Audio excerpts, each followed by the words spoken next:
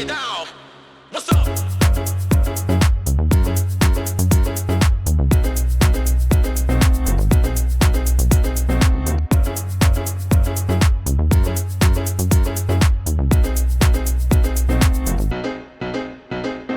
You ever notice how when you go to find a popular or unreleased song on Spotify, you'll often find a number of playlists at the top of the search results with a matching cover, title, or description to the item that you're looking for? I find these playlists constantly. I'll search for a song that I'm not sure was released yet and find tons and tons of these playlists with sometimes hundreds or thousands of followers.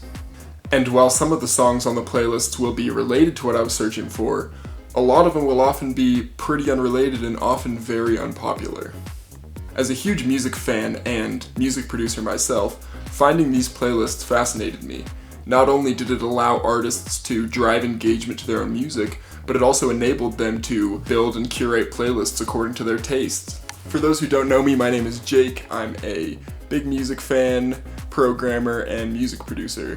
And I've been casually doing Spotify search engine optimization for playlists for about 9 months now. I wanted to share some of my insights because while there's a large number of people actually doing this online, I see very little discussion about it and people sharing their insights or techniques. So what is it?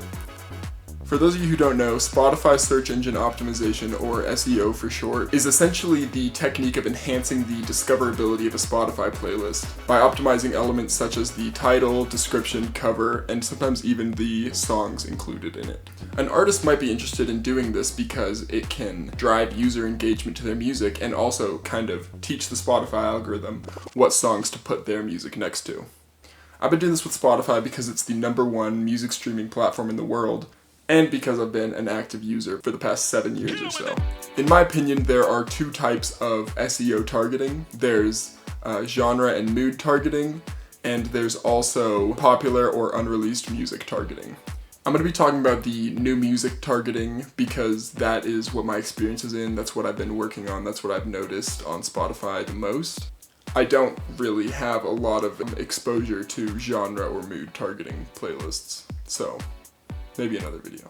So the technique I've been doing since I started Spotify playlist SEO is mainly when I hear about a new song by an artist I care about, whether it be through social media or some other mechanism, I will often go on Spotify and create an appropriate playlist with a title and description with some keywords that people are going to be searching related to that song or album, as well as a well-designed cover art that will kind of set my playlist apart from the others.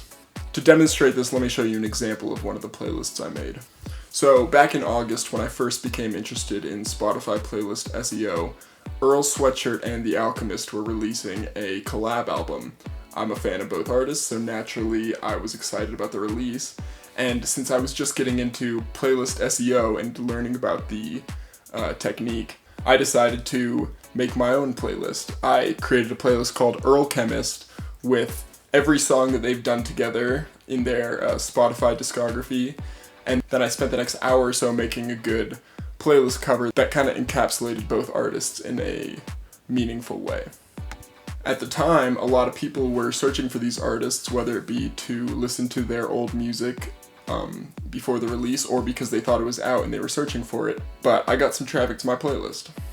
I think the main reason that this playlist got the traffic that it did was because of the cover art. In my opinion, I think the time you spend on a good cover art is what makes your playlist stand out from the rest.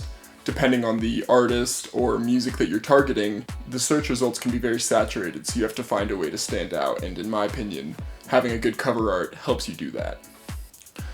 Another thing I did for part of this playlist, and I do for other playlists, is I will often fill the description with song names or other keywords that the user might be searching that will help me drive those users to this playlist and help the Spotify algorithm put my playlist above others. I have some other examples and experience with Spotify playlist SEO. Again, this was just one example, but I kind of just wanted to start the conversation.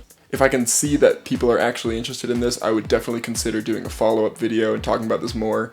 But yeah, I really just wanted to start the conversation and see if other people are interested in what I've done and maybe interested in sharing what they've done, because obviously I'm still pretty new to this and I'm really just trying to learn what other people are doing and share my own experience. But yeah, my name's Jake. I have a new song out on Spotify, which I will link in the description below if anyone is interested in hearing. But yeah, thank you for watching.